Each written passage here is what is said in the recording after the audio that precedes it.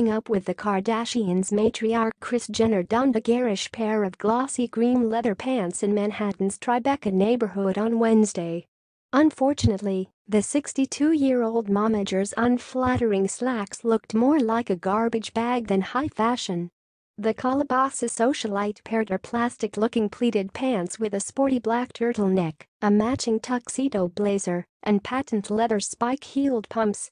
Makeup artist Ashley K. made sure Kris, rocking dark shades and diamond-stud earrings, was camera-ready as she emerged from her New York hotel.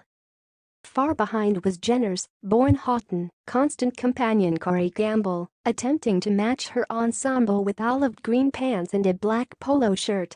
Next month marks the grandmother of Nine's 4th anniversary of dating her 37-year-old toy boy Corey Gamble, but she has no plans on walking down the aisle a third time.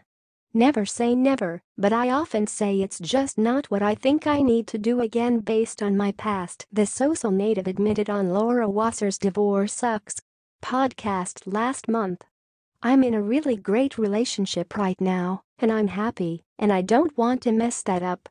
Kris Jenner dons glossy green leather pants in Nick with companion Corey Gamble.